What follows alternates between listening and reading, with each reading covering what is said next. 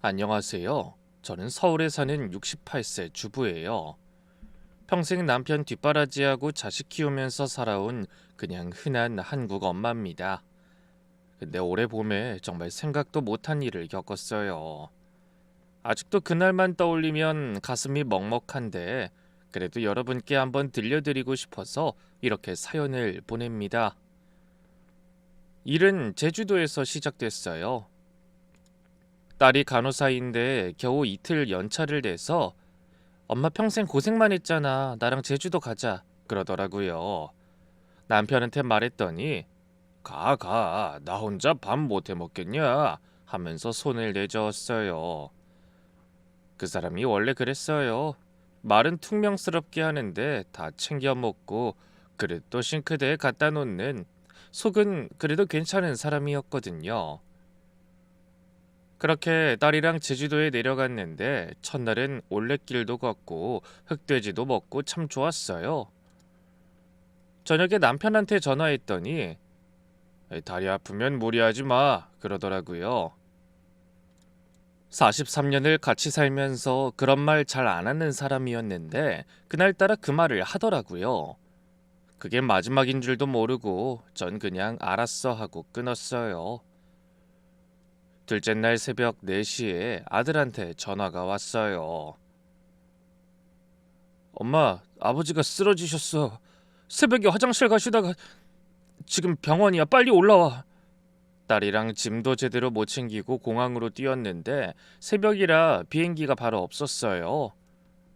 공항 의자에 앉아서 첫 비행기를 기다리는데 제발 괜찮아야 할 텐데, 제발 버텨줘야 할 텐데 그 생각밖에 안 나더라고요. 겨우 비행기 타고 김포에 내리자마자 아들한테 전화를 걸었습니다. 근데 아들 목소리가 이상했어요.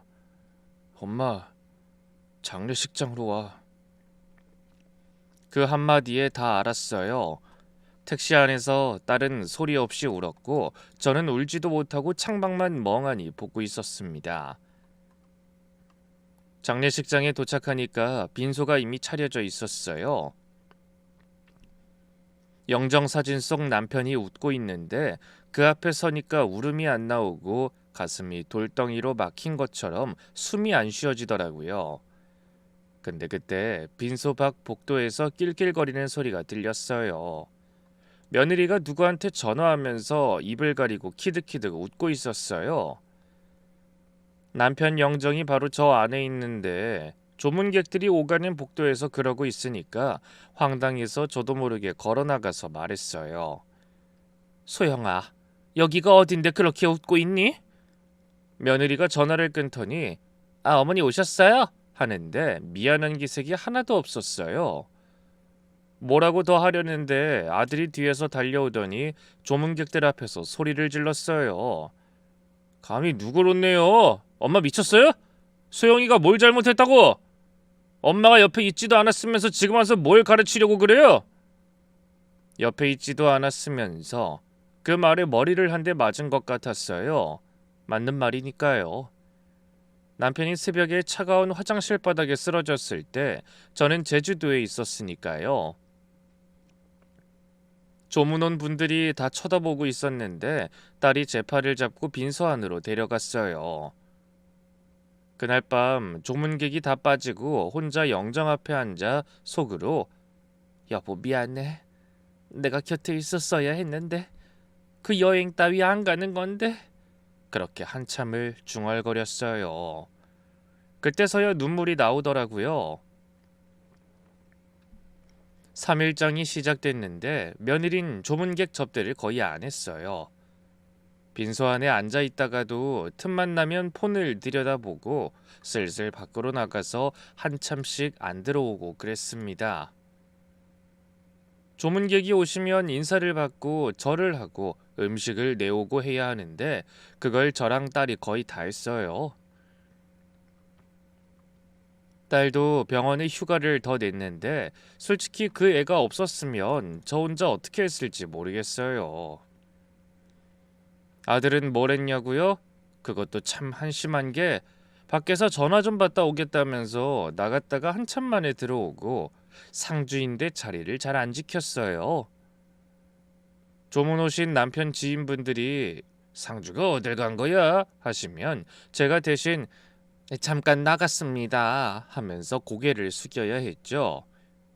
며느리는 더 심했어요.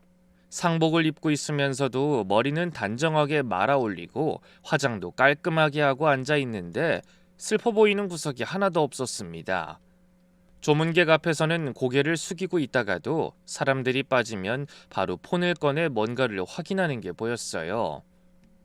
저는 속이 부글부글 끓었지만 장례식장에서 며느리한테 또 뭐라고 할 수는 없었어요. 첫날에 아들한테 당한 일이 있으니까요. 둘째 날 밤이었어요. 새벽 1시쯤 됐을 거예요. 조문객도 다 빠지고 장례식장이 조용해져서 저도 잠깐 눈을 붙이려고 했는데 잠이 안 오더라고요. 화장실에 가려고 복도로 나갔는데 구석 쪽에서 며느리 목소리가 들렸어요. 또 전화를 하고 있었습니다. 근데 이번엔 내용이 달랐어요. 아버님 돌아가셨으니까 이제 슬슬 정리가 되겠지. 회사도 있고 사무실 건물도 있잖아.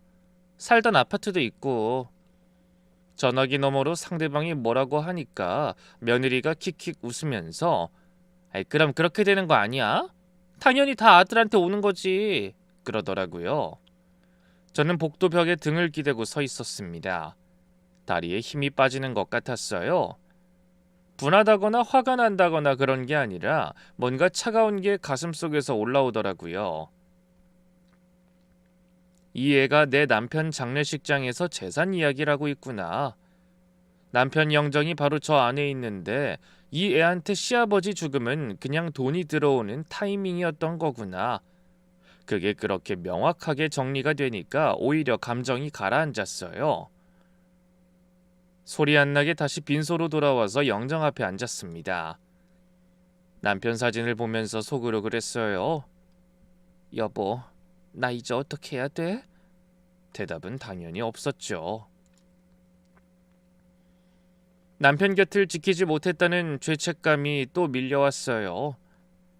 그 여행만 안 갔으면 내가 옆에 있었으면 119라도 더 빨리 불렀을 텐데 그 생각에 자꾸 맴돌면서 잠을 한숨도 못 잤습니다. 여기서 좀 옛날 이야기를 해야 할 것 같아요. 며느리가 처음부터 저런 사람은 아니었거든요. 아니 정확히 말하면 저런 사람인 걸 제가 몰랐던 건지도 모르겠지만요. 아들이 소영이를 데려온 게 한 7년 전쯤이었어요. 보험회사에서 일하는 여자라고 했는데 첫인상이 나쁘지 않았습니다. 예쁘장하게 생겼고 말도 야무지게 잘하고 우리 집에 처음 왔을 때도 어머님 아버님 하면서 잘 웃고 예의도 바르더라고요. 남편한테 과일도 깎아드리고 저한테도 어머니 피부가 너무 좋으세요 하면서 살갑게 굴었어요. 남편이 괜찮은 애네 그랬고 저도 그땐 솔직히 마음에 들었습니다. 근데 본격적으로 결혼 준비가 들어가면서부터 좀 달라졌어요. 예단을 얼마에 달라, 신혼집은 최소 몇 평 이상이어야 한다, 혼수 목록은 이것저것 세세하게 적어서 보내오고 시어머니인 제가 골라주겠다고 해도 요즘은 며느리가 직접 고르는 거예요 하면서 다 본인이 골랐어요. 제가 보기엔 좀 과하다 싶었는데 남편이 아들이 좋다는데 뭘 그래.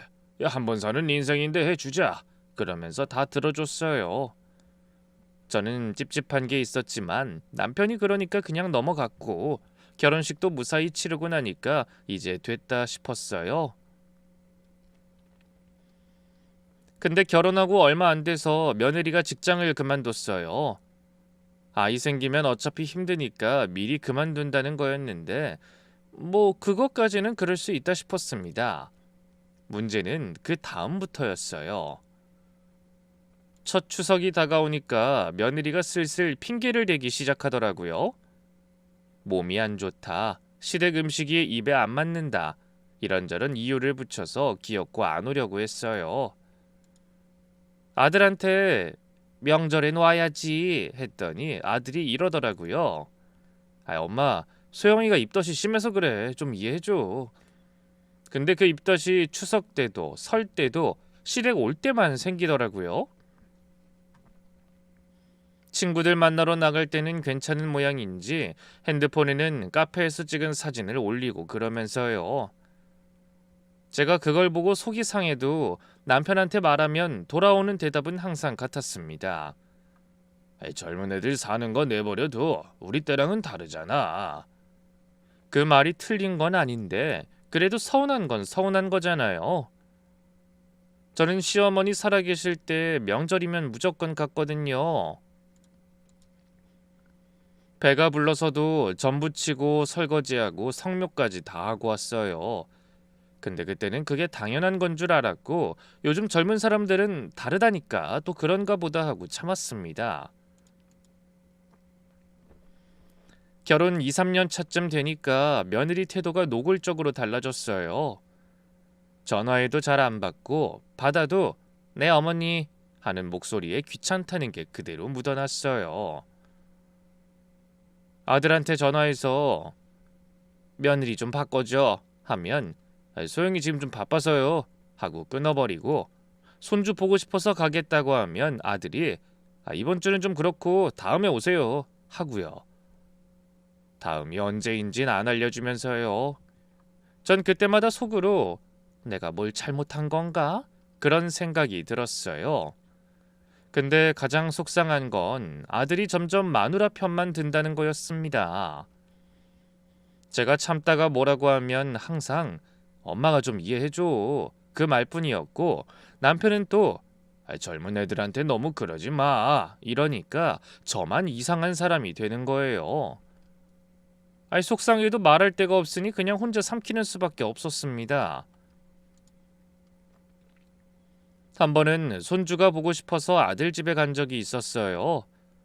미역국 끓이고 소고기 반찬 몇 가지 해서 들고 갔는데 초인종을 누르니까 며느리가 문을 열더니 대뜸 인상부터 쓰더라고요.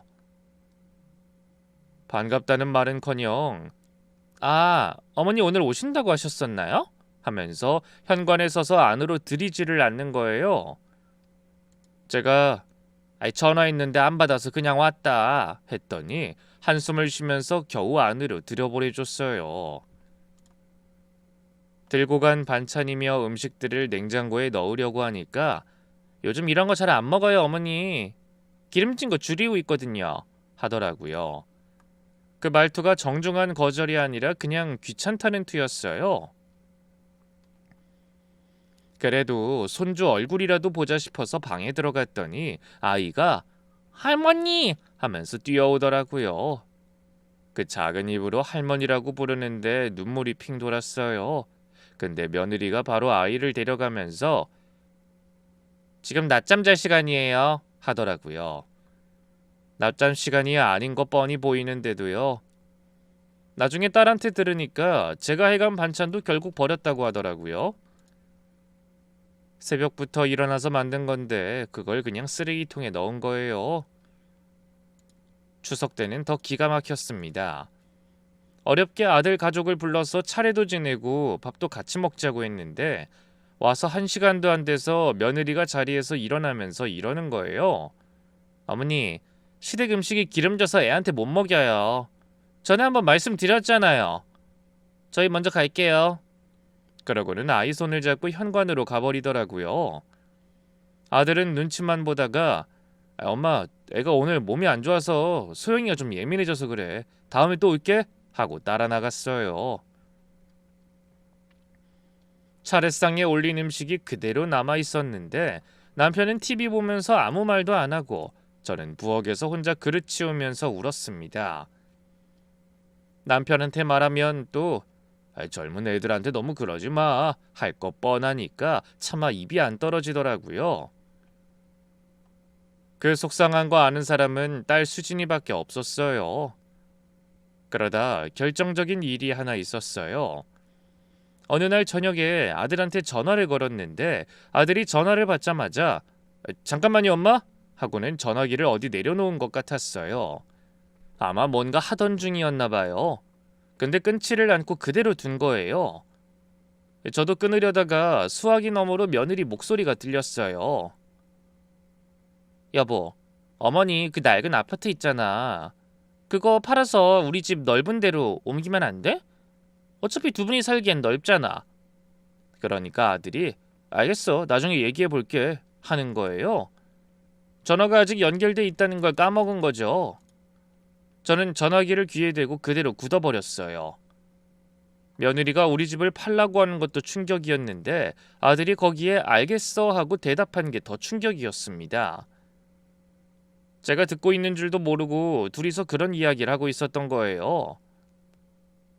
전화를 끊고 한참을 거실에 가만히 앉아 있었어요.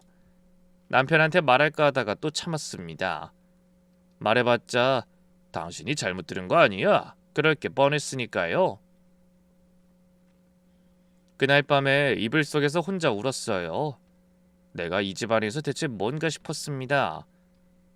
며느리 이야기가 길어졌는데 이쯤에서 남편 이야기 좀 해야 할 것 같아요. 남편이 며느리 문제에서는 저한테 힘이 별로 안 됐지만 그래도 이 사람이 얼마나 고생해서 살아왔는지는 여러분이 좀 아셔야 뒤에 이야기가 이해가 될 거예요. 남편이 만수건설이라는 회사를 차린 게 30년도 더 전이에요. 그때는 회사라고 할 것도 없었어요. 사무실이 고시원만한 방 하나였고 직원이라곤 남편하고 저 둘뿐이었거든요. 종잣돈도 제가 마련했어요. 결혼할 때 친정어머니가 사위 사업 미천으로 써라 하시면서 5천만 원을 쥐어주셨는데 그게 없었으면 시작도 못했을 겁니다. 저는 집에서 격리 일을 봤어요. 애들이 어리니까 사무실까지 나갈 수가 없어서 남편이 영수증이랑 서류를 가져오면 밤에 아이 재우고 나서 식탁에 펴놓고 정리하고 세금 계산서 떼고 거래처 전화도 집에서 받고 그랬어요. 아이가 밤에 울면 달래서 재우고 다시 장부 앞에 앉고 새벽에 남편 도시락 싸서 보내고 나면 또 서류 붙잡고 지금 생각하면 그때 어떻게 버텼나 싶어요.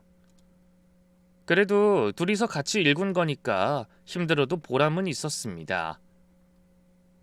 회사가 조금씩 커지면서 직원도 늘고 제대로 된 사무실도 얻게 되니까 남편이 이제 당신은 집에서 쉬어 그러더라고요. 저도 아이들 손이 많이 갈 때라 격리일에서 손을 뗐는데 남편이 그때 이런 말을 했어요. 이 회사는 당신 돈으로 시작한 거니까 부동산은 당신 이름으로 해둘게. 나중에 무슨 일이 있어도 당신 몫은 있어야 하잖아. 며느리 문제에서는 맨날 젊은 애들한테 그러지 마 하면서 제 편을 안 들어줬지만 그래도 이런 데서는 꼼꼼하고 사려 깊은 사람이었어요. 그래서 사업이 좀 자리를 잡고 나서 상가 하나하고 아파트 하나를 제 명의로 사뒀어요. 상가는 강남 쪽 중소형인데 월세가 꾸준히 나왔고 아파트는 서울 외곽에 전세를 놓은 거였습니다. 이건 부부 둘만 아는 비밀이었어요.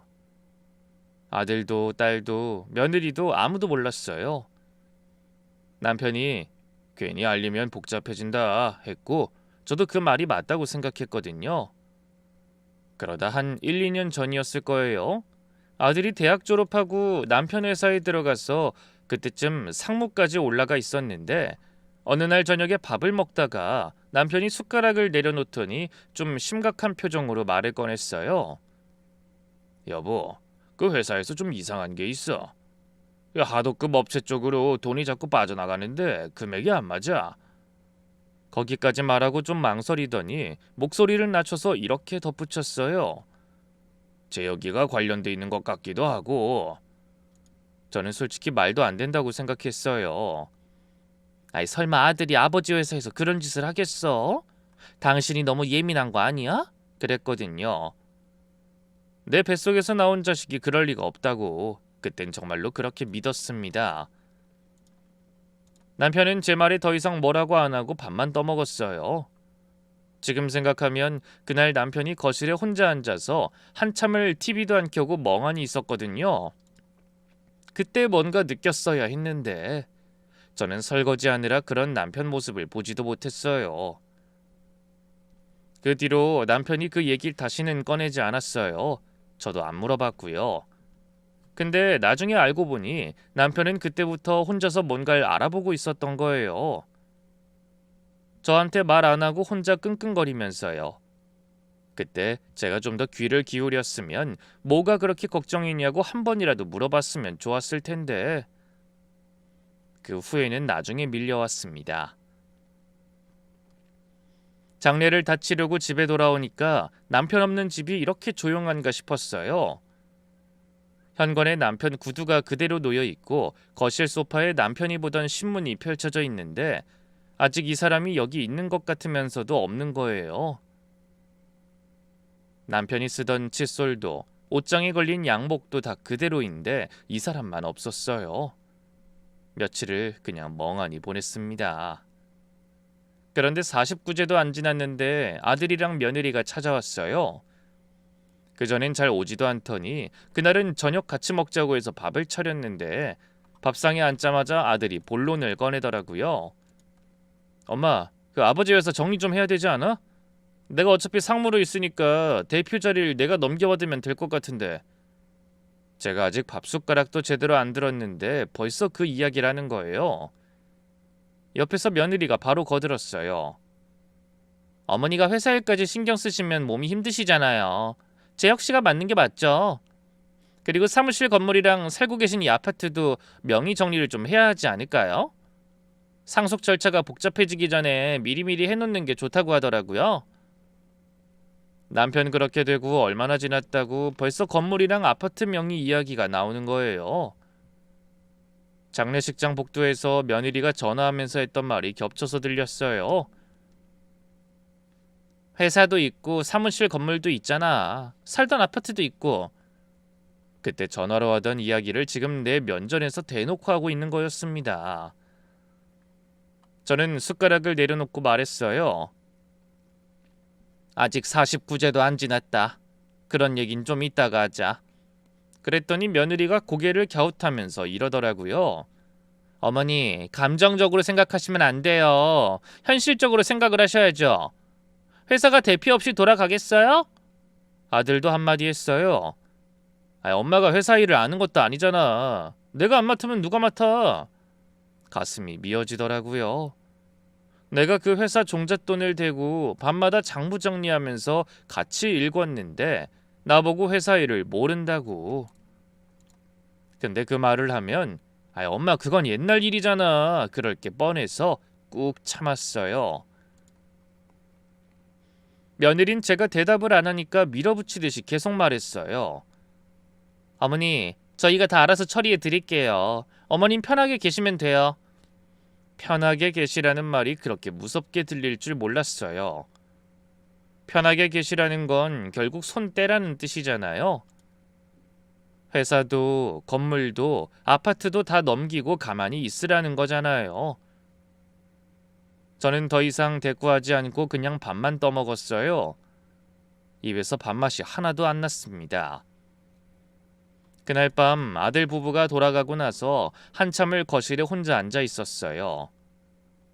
시계 초침 소리만 들리는 집에 앉아 있으니까 남편 생각이 또 나더라고요. 그러다 문득 남편 서재에 들어갔어요. 남편이 늘 앉아있던 책상 앞 의자에 앉으니까 남편 냄새가 아직 남아있는 것 같았어요.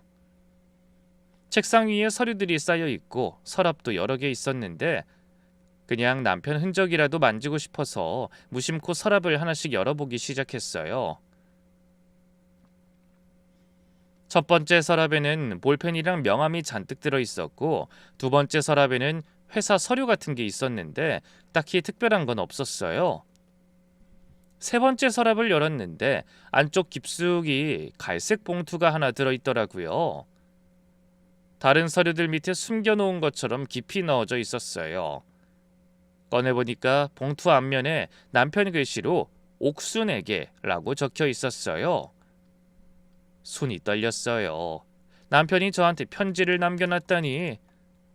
43년을 같이 살면서 이 사람한테 편지를 받아본 적이 한 번도 없거든요. 생일에도 카드 한 장 안 쓰는 사람이었는데 떨리는 손으로 봉투를 뜯으니까 안에 편지지 한 장하고 서류 뭉치가 같이 들어있었어요. 편지를 먼저 펼쳤어요. 남편 글씨가 좀 삐뚤빼뚤했는데 한 글자 한 글자 꾹꾹 눌러 쓴 게 보였어요. 옥순아, 이 편지 당신이 읽고 있다면 난 아마 옆에 없을 거야.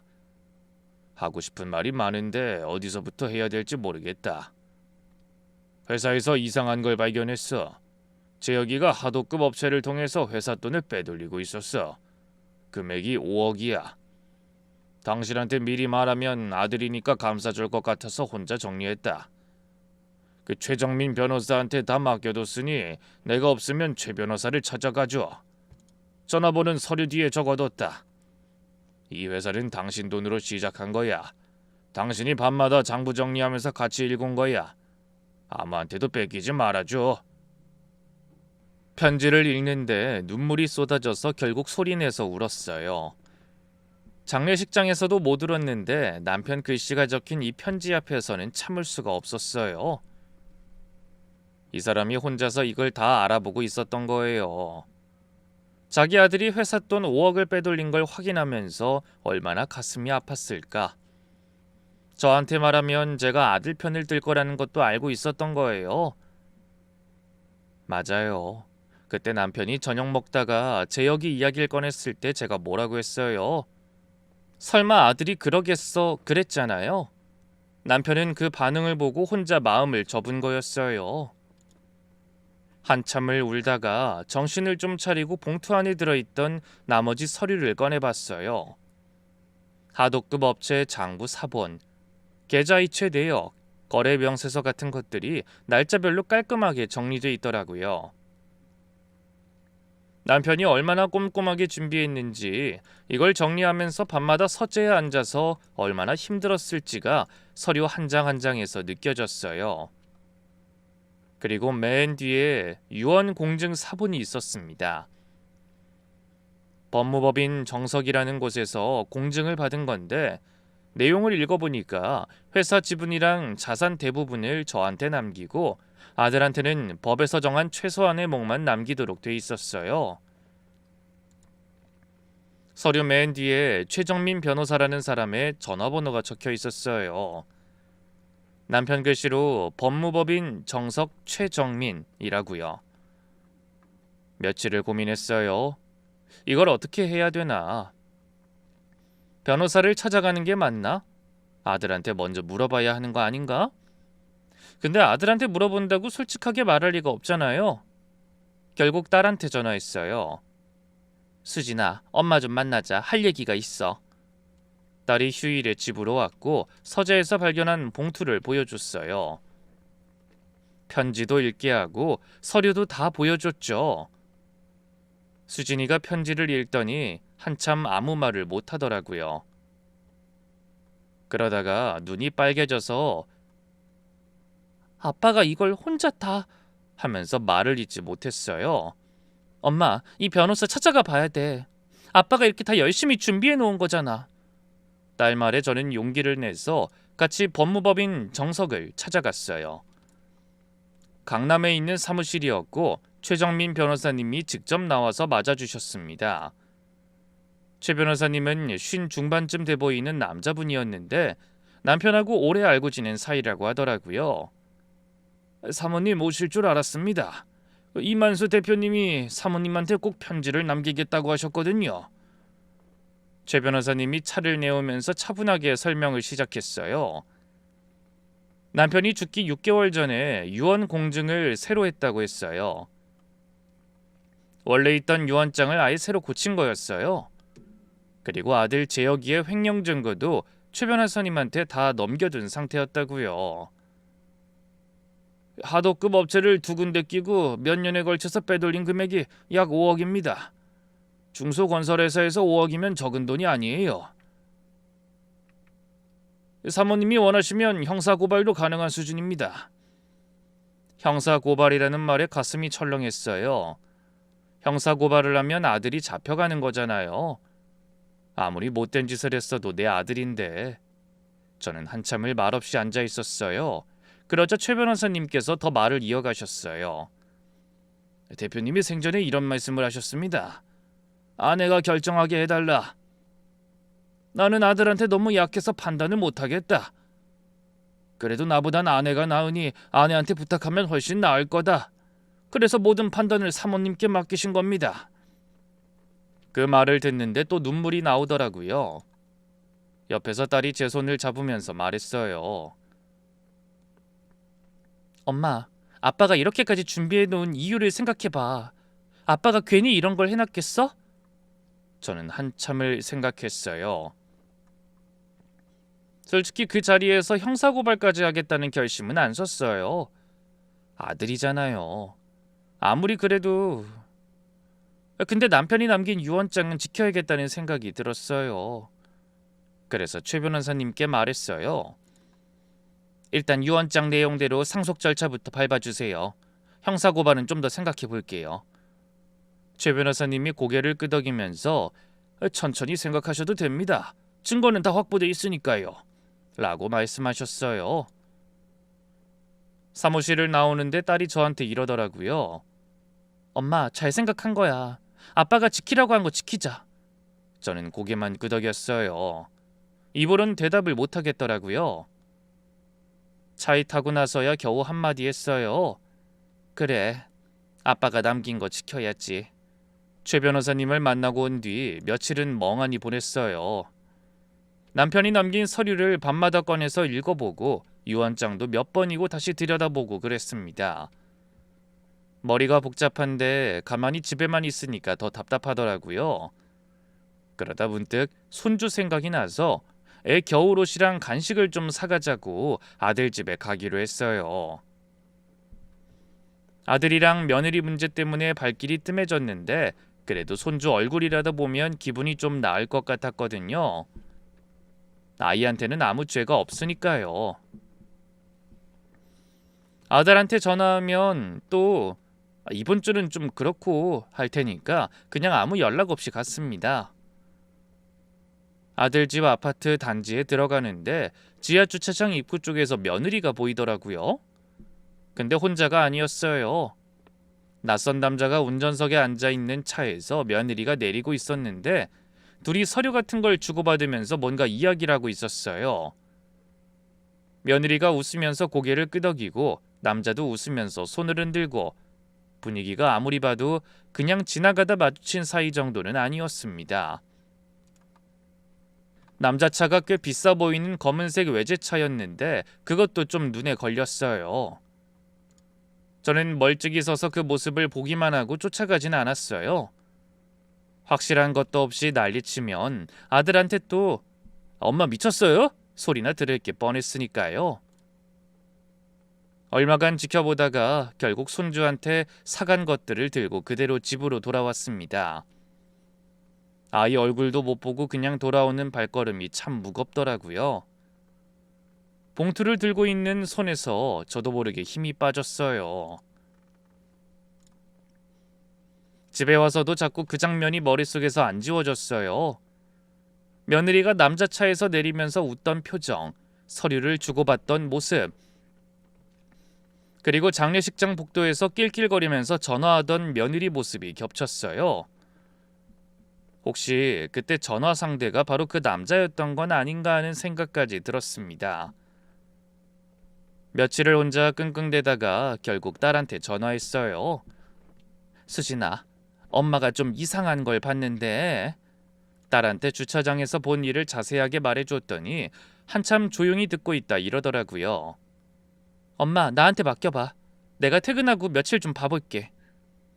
간호사라 교대 근무를 하는 딸이 오전 근무가 끝나는 날에는 오후 시간이 비니까 그 시간을 이용해서 며느리를 관찰하기 시작한 거예요.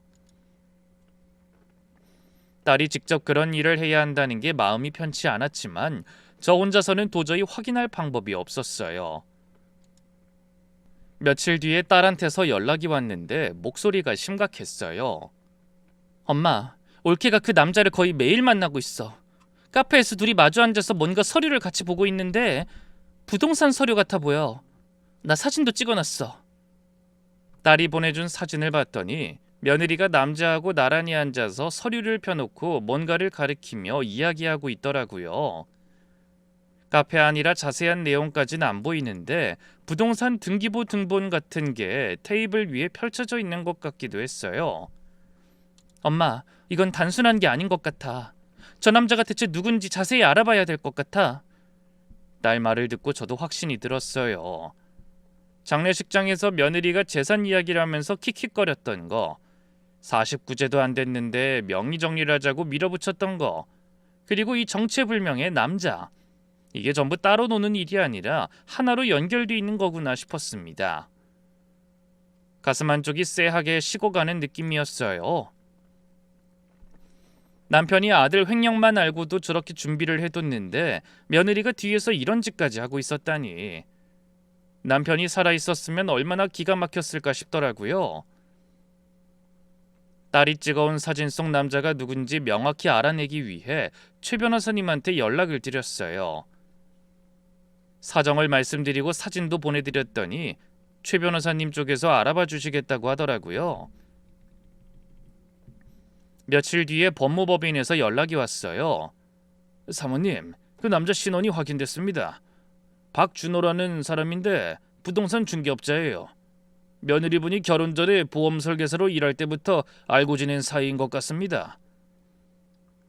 결혼 전은 그렇다 쳐도 그 남자하고 결혼 후에도 계속 만나면서 부동산 서류를 같이 보고 있었다는 게 아무리 좋게 생각하려고 해도 정상적인 관계는 아니었어요. 딸이 찍어온 사진을 다시 들여다보니까 둘이 앉아있는 거리도 가깝고 서류를 가리킬 때 어깨가 거의 붙어 있었거든요. 그냥 사업상 아는 사이치고는 너무 편한 분위기였습니다. 근데 거기서 끝이 아니었어요. 최 변호사님이 추가로 알아본 게 더 있다고 하셨습니다. 그 며느리분이 아드님 명의 신용카드로 고액 결제를 꽤 오래전부터 해왔더라고요. 백화점, 명품 매장 위주로요. 그리고 더 심각한 건 박준호라는 사람과 함께 돌아가신 대표님 명의 부동산을 알아보고 다닌 정황이 있습니다. 사무실 건물이랑 아파트를요. 순간 머릿속이 하얘졌어요. 남편이 아직 살아있을 때부터, 아니 어쩌면 남편이 죽기도 전부터 며느리가 그 남자하고 같이 남편 재산을 노리고 있었다는 뜻이잖아요. 상속이 당연히 아들한테 올 거라고 확신하고 상속받자마자 팔아서 현금으로 바꿀 궁리를 미리미리 하고 있었던 겁니다. 장례식장에서 킥킥거리면서 이제 정리되겠지 했던 게 그래서였던 거예요. 슬퍼할 이유가 없었던 거죠. 시아버지가 돌아가신 게 그 애한테는 돈이 들어오는 시작점이었으니까요. 최 변호사님이 조심스럽게 물으셨어요. 사모님, 이 정도면 며느리분이 단순히 사치를 부린 수준이 아닙니다. 아드님 횡령건하고도 연결될 가능성이 있어요. 아드님이 회사에서 빼돌린 돈이 어디로 갔는지도 좀 더 들여다봐야 할 것 같습니다. 어떻게 하시겠습니까? 저는 한참을 아무 말도 못했어요. 며느리가 이 정도일 줄은 정말 몰랐거든요. 돈에 집착하는 건 알았지만 남편이 살아있을 때부터 다른 남자하고 재산 처분 계획을 세우고 있었다니. 그리고 아들이 빼돌린 5억이 혹시 이 며느리한테 흘러간 건 아닌가 하는 생각도 들었어요. 아들이 혼자 쓰기엔 너무 큰 금액이잖아요. 아들도 이 남자 존재를 알고 있는 건지 아니면 아들도 며느리한테 속고 있는 건지 그건 알 수 없었지만요. 일단 딸한테 전화해서 상황을 다 말했더니 딸이 이러더라고요. 엄마, 이제 더 망설이면 안 돼. 아빠가 남긴 거 다 뺏길 수도 있어. 맞는 말이었어요. 더 끌면 끌수록 며느리 쪽에서 먼저 뭔가를 해버릴 수도 있었으니까요. 이번엔 더 이상 미적거리면 안 되겠다 싶어서 마음을 굳혔습니다. 최 변호사님한테 다시 전화해서 이렇게 말씀드렸어요. 변호사님, 유언장대로 상속 절차 밟아주시고 아들 횡령건도 정리해주세요. 며느리 일도 다 밝혀주세요. 전화를 끊고 나니 손이 떨렸어요. 근데 이상하게 마음은 오히려 단단해지는 느낌이었습니다. 아들한테 연락이 온 건 그로부터 2주쯤 뒤였어요. 엄마, 나 상속 서류 정리하려고 하는데 같이 좀 보자 하면서 자기 변호사까지 데리고 집에 찾아왔습니다. 양복을 빳빳하게 차려입고 서류 가방까지 들고 온 걸 보니까 당연히 회사랑 건물, 아파트가 전부 자기한테 올 거라고 생각하고 온 거였겠죠. 아들 표정이 아주 자신감에 차 있었어요. 일이 어떻게 될지도 모르면서 여유롭게 앉아 있더라고요. 거실에 마주 앉아서 아들 쪽 변호사가 상속 절차를 설명하는 걸 끝까지 다 듣고 나서 저는 서랍에서 봉투 하나를 꺼냈어요. 최 변호사님이 보내주신 유언 공증 사본이었습니다. 그걸 아들한테 내밀면서 말했어요. 이것 좀 읽어봐라. 아들이 서류를 받아들고 읽기 시작했는데 한 장 넘기더니 얼굴이 굳더라고요.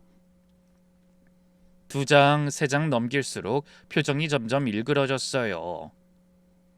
옆에 앉은 아들 쪽 변호사도 같이 들여다보다가 난감한 얼굴이 됐고요. 아버지가 왜 이렇게 해놓으신 거야? 이거 효력 있는 거 맞아요? 아들이 자기 변호사한테 다급하게 물었는데 변호사가 서류를 꼼꼼히 살펴보더니 공증이 제대로 돼 있으니 효력은 있습니다 라고 하더라고요. 아들 얼굴이 순식간에 하얘졌어요. 회사도 건물도 아파트도 전부 저한테 가게 돼 있고 자기한테는 법에서 정한 최소한의 목밖에 없다는 걸 그제야 안 거예요. 아까까지 자신만만하게 앉아있던 아들이 입술을 깨물면서 손이 떨리는 게 보였어요. 그 모습을 보는 저도 솔직히 마음이 편하진 않았습니다. 아무리 못된 짓을 했어도 내 아들이니까요. 아들이 당황해서 밖으로 나가더니 며느리한테 전화를 하는 것 같았습니다. 얼마 안 돼서 현관문이 벌컥 열리더니 며느리가 헐레벌떡 들어왔어요. 근처에서 소식 기다리면서 대기하고 있었나 봅니다. 며느린 신발도 제대로 안 벗고 거실로 뛰어왔어요. 유언장 사본을 낚아채듯이 집어들고 읽더니 얼굴이 시뻘겋게 변하면서 소리를 질러댔습니다. 어머니가 아버지 돌아가시기 전에 꼬드긴 거 아니에요? 아버지가 멀쩡한 정신으로 이렇게 하실 리가 없잖아요. 혹시 치매 아니셨어요? 이거 무효 아니에요? 예전 같았으면 그 말에 기가 죽었을 거예요. 근데 그날은 달랐습니다. 남편 편지를 읽은 뒤로 장례식장 복도에서 킥킥거리던 며느리를 떠올린 뒤로 그 남자 차에서 내리던 며느리를 본 뒤로 저는 이미 마음이 단단해져 있었거든요. 저는 며느리를 똑바로 보면서 천천히 말했어요. 너희가 한 짓을 네 아버지가 다 알고 있었어. 5억이 어디로 갔는지 네 아버지가 다 정리해뒀다. 아들 얼굴이 하얘졌고 며느린 처음으로 말문이 막히더라고요. 입을 벌렸다 닫았다 하면서 뭐라고 하려는데 말이 안 나오는 게 보였어요. 방금 전까지 소리 지르던 사람이 갑자기 조용해지니까 거실 전체가 정적이 흘렀습니다.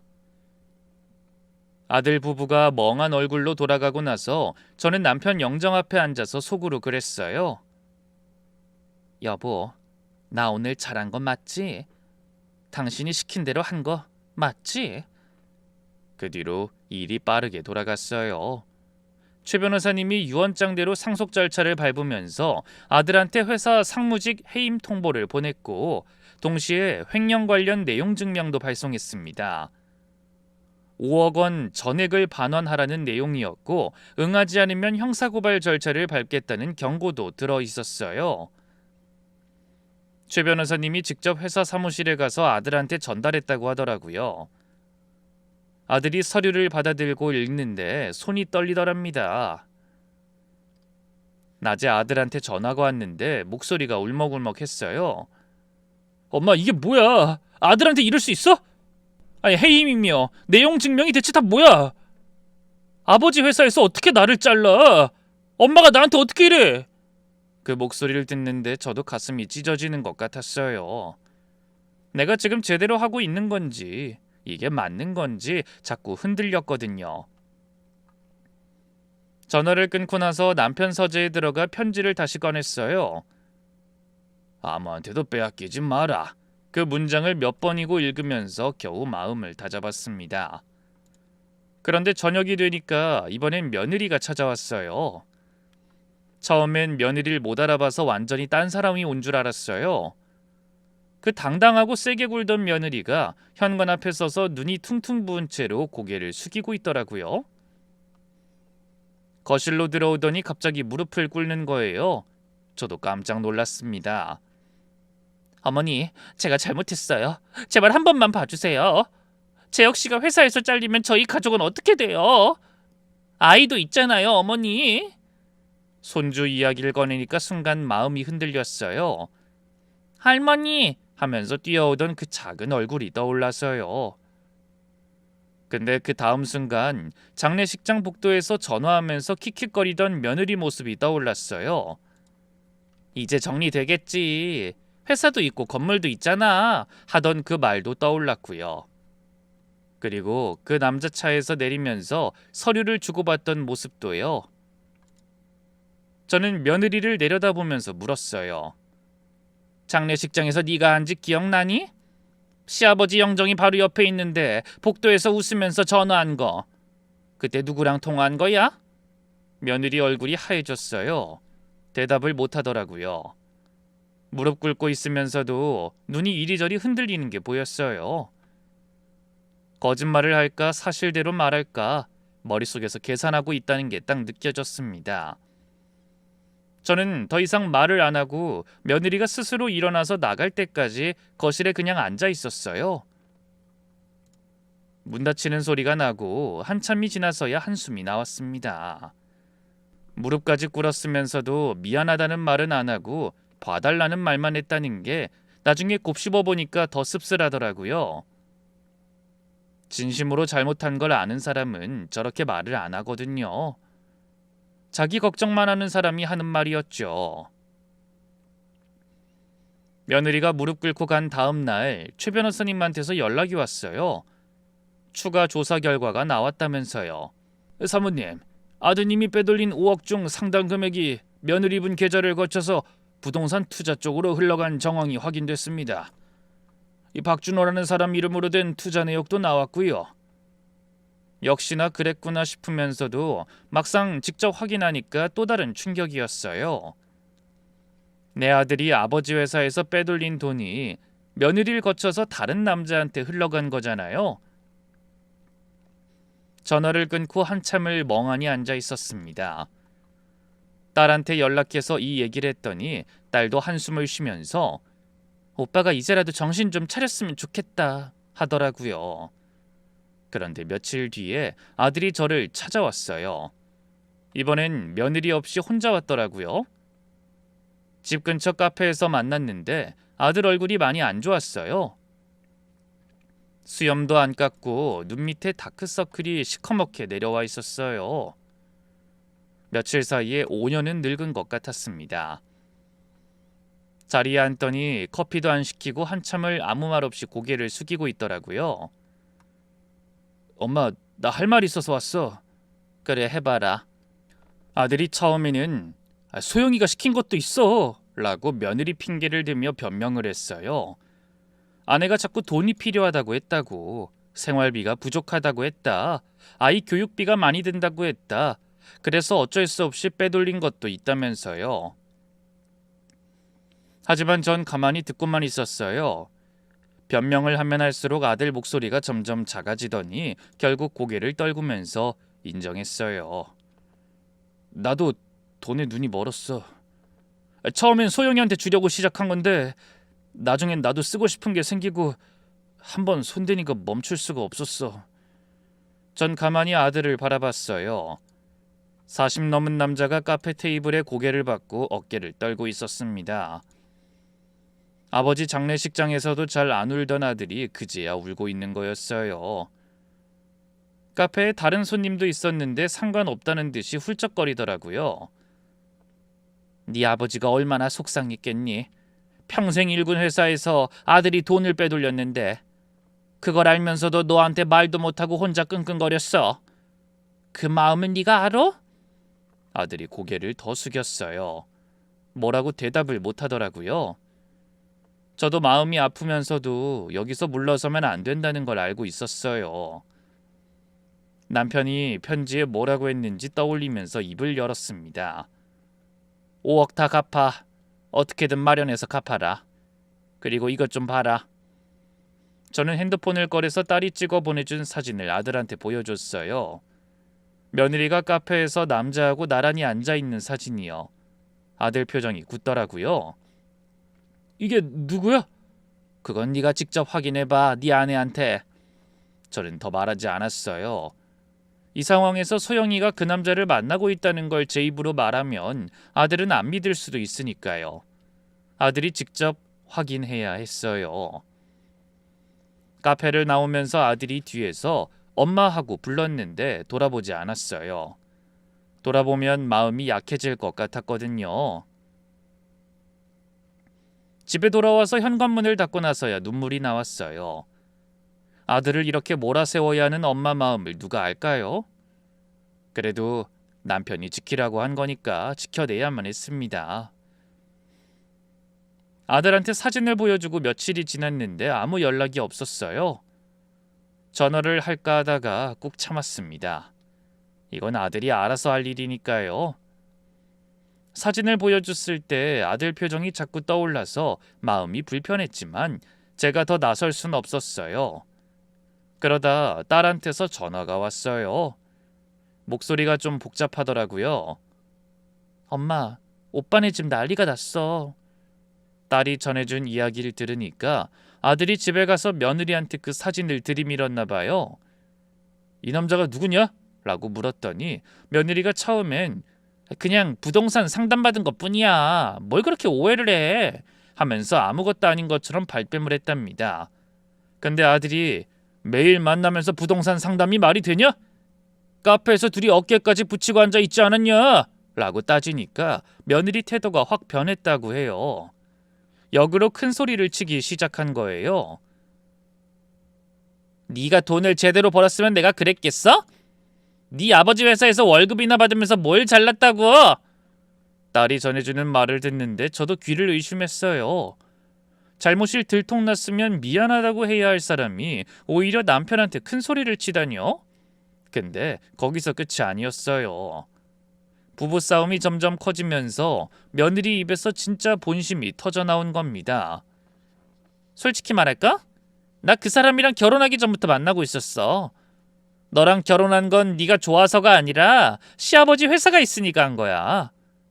근데 뭐? 5억 횡령이 들통났다고? 하! 그 돈 네가 벌어서 준 거냐? 아버지 회사에서 빼돌린 거잖아. 네가 나한테 뭐라고 할 자격 있어? 딸이 이 부분을 전해줄 때 목소리가 떨리더라고요. 엄마, 올케가 진짜 이렇게 말했대. 오빠가 전화해서 울면서 다 얘기했어. 전화기를 잡은 손에서 힘이 빠지는 걸 느꼈어요. 결혼 전부터 만나고 있었다니. 시아버지 회사 때문에 결혼했다니. 7년 동안 우리 가족한테 한 행동이 전부 다 연기였다는 거잖아요. 처음에 우리 집에 와서 어머니 피부가 좋으세요 라고 말하던 것도 남편한테 살갑게 굴던 것도 다 계산이었던 거예요. 아들이 완전히 무너졌다고 했어요. 딸한테 전화해서 울면서 나 이제 어떡해 라고 했답니다. 아내가 처음부터 자기를 속이고 있었다는 걸 알게 된 거니까 그 충격이 오죽했겠어요. 자기가 잠든 사이에도 아내가 다른 남자한테 연락하고 있었을 거라는 생각을 하면 미칠 것 같았겠죠. 저는 분노와 안쓰러움이 동시에 밀려왔어요. 며느리한테는 정말 치가 떨렸지만 아들한텐 또 마음이 아팠습니다. 잘못한 건 맞지만 그래도 내 아들이고 저 애도 속은 거니까요. 딸이 조심스럽게 물었어요. 엄마, 오빠 좀 만나봐. 지금 혼자 두면 안 될 것 같아. 저는 한참을 아무 말도 못하다가 겨우 한마디 했어요. 내일 가볼게. 전화를 끊고 거실에 앉아 있는데 남편 영정이 보이더라고요. 속으로 그랬어요. 여보, 당신은 이런 것까지 알고 있었던 거야? 아니면 이건 당신도 몰랐던 거야? 대답 없는 사진 속 남편 얼굴만 보면서 그날 밤도 잠을 설쳤습니다. 다음 날 아들 집에 갔어요. 초인종을 눌렀는데 한참이 지나도 문을 안 열더라고요. 다시 누르니까 겨우 문이 열렸는데 아들 꼴이 말이 아니었어요. 수염은 며칠째 안 깎은 것 같고 눈은 충혈되고 거실엔 소주병이 굴러다니고 있었습니다. 며느리는 이미 짐을 싸서 친정으로 갔다고 하더라고요. 손주도 며느리가 데리고 갔고요. 거실 소파에 아들을 앉히고 제가 부엌에 가서 뭐라도 해주려고 냉장고를 열었는데 텅 비어 있었어요. 편의점에서 대충 사다 먹었는지 삼각김밥 포장지만 쓰레기통에 잔뜩 쌓여 있더라고요. 이 꼴로 며칠을 보낸 거구나 싶어서 속이 아팠어요. 아무리 잘못한 아들이어도 엄마가 이런 꼴을 보면 마음이 안 아플 수가 없잖아요. 찬장에 있던 라면이라도 끓여서 앞에 놓아줬더니 아들이 고개를 숙이고 먹기 시작했어요. 젓가락질하는 손이 떨리더라고요. 한참을 말없이 앉아있다가 제가 먼저 입을 열었어요. 이혼해라. 아들이 고개를 들었어요. 눈이 빨갛더라고요. 처음부터 널 속이고 들어온 여자야. 네 아버지 회사 때문에 결혼한 거라고 제 입으로 말했잖아. 그런 사람이랑 붙어 있어봤자 너만 더 망가져. 아들이 한참을 아무 말도 못하다가 겨우 고개를 끄덕였어요. 본인도 알고 있었겠죠. 이미 끝난 거라는 걸. 저는 설거지를 하고 거실을 좀 치워주고 나왔어요. 엘리베이터를 기다리면서 눈물이 나왔는데 아들 앞에서 안 울어서 다행이라고 생각했습니다. 그 뒤로 이혼 절차가 시작됐는데 며느리가 순순히 나갈 리가 없었어요. 며느리 쪽에서 변호사를 선임해서 위자료하고 재산 분할을 요구해 왔습니다. 결혼 기간 동안에 가사노동 보상을 받아야 한다느니 뻔뻔하게 돈을 달라고 하더라고요. 결혼 전부터 다른 남자를 만나고 있었으면서. 근데 최 변호사님이 이미 다 준비해 놓고 계셨어요. 외도 증거, 딸이 찍어놓은 사진들, 아들 명의 카드, 무단 고액 결제 내역, 횡령 돈이 며느리 계좌를 거쳐 준호라는 남자한테 흘러간 정황까지 빠짐없이 정리돼 있었습니다. 이걸 며느리 쪽 변호사한테 보냈더니 바로 연락이 왔답니다. 재판 가면 오히려 며느리 쪽에서 손해배상을 물어야 할 상황이니까 합의를 권유했다고요. 결국 며느린 위자료 한 푼 못 받고 이혼에 합의했어요. 손주 양육권도 아들한테 갔고요. 준호라는 남자도 상황이 꼬이니까 연락을 끊었다고 합니다. 돈이 들 때는 같이 킥킥거리더니 며느리가 빈손이 되니까 바로 빠진 거죠. 결국 며느린 자기 편이 아무도 없이 빈손으로 나가게 됐어요. 며느리가 짐을 빼던 날 저한테 전화가 왔어요. 망설이다 받았더니 이러더라고요.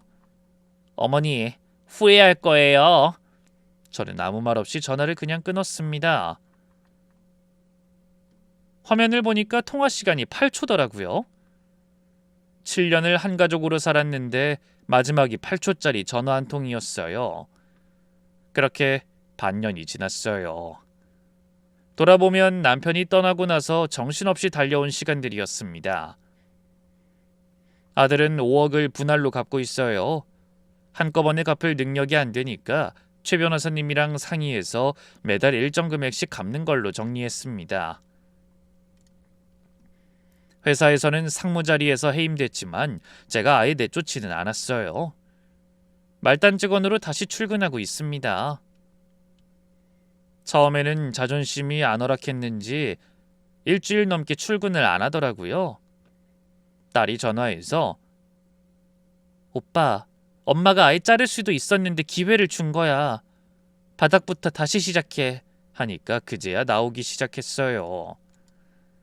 아버지가 고시원만한 사무실에서 시작한 회사인데 아들은 상무 자리에서 바로 시작했으니 회사가 어떻게 돌아가는지 밑바닥을 몰랐던 거예요.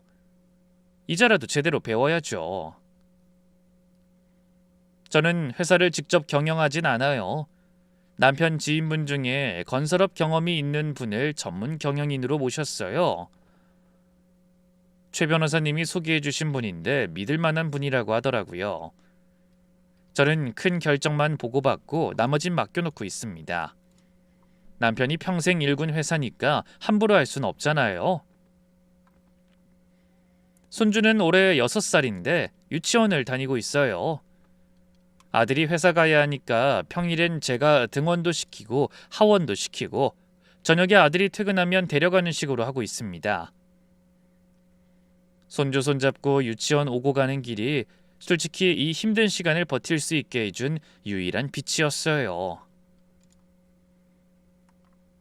아이가 할머니 하고 부르면서 쪼르르 뛰어오면 그래도 웃게 되거든요.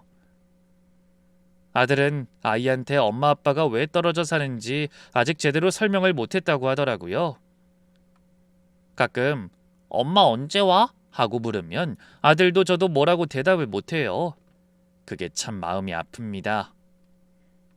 어른들이 저지른 일 때문에 아무 죄 없는 아이가 상처를 받는 거잖아요. 그래도 아이니까 시간이 지나면 이것도 아물겠죠. 할머니가 옆에서 잘 챙겨주는 수밖에요. 딸도 교대 근무 쉬는 날에는 시간 내서 와줘요. 올 때마다 반찬을 해다 놓고 가고 손주도 데리고 놀아주고, 얼마 전엔 딸네 가족이랑 아들이랑 손주랑 저까지 다 같이 모여서 밥을 먹은 적이 있었어요. 오랜만에 식탁이 꽉 찼는데 예전에 남편이 앉던 자리만 비어 있더라고요. 그 빈자리가 자꾸 눈에 들어왔지만 그래도 이렇게 다 같이 앉아서 밥을 먹고 있다는 게 감사했어요. 어제 저녁엔 손주를 재우고 나서 남편 영정 앞에 앉았어요. 촛불을 켜고 물 한 잔 떠놓고 한참을 가만히 있다가 말했어요. 여보, 당신이 지키라고 한 거 잘 지켰지? 재혁이도 이제 좀 철이 들 거야. 밑에서부터 다시 시작하고 있으니까. 당신이 걱정했던 것들 내가 다 정리했어. 이제 편히 쉬어. 남편 편지를 서랍에서 꺼내서 다시 읽었어요. 몇 번을 읽었는지 모르겠는데 읽을 때마다 마지막 문장에서 눈물이 나더라고요. 아무한테도 빼앗기지 마라. 그래, 안 빼앗겼어. 당신 말대로 했어. 편지를 접어서 다시 봉투에 넣고 영정사진을 한 번 더 봤어요. 사진 속 남편이 쑥스럽게 웃고 있더라고요. 그 얼굴을 보면서 혼자 웃었어요. 울다가 웃다가 이게 요즘 제 일상입니다. 화려한 해피엔딩은 아니에요. 상처가 다 아문 것도 아니고요. 근데 적어도 지금은 반년 전보다는 단단해졌다고 말할 수 있을 것 같아요. 여러분, 긴 사연 끝까지 들어주셔서 감사합니다. 부디 가족 간에 서로 속이는 일 없이 건강하고 따뜻하게 지내시길 바랍니다. 모두 행복하세요.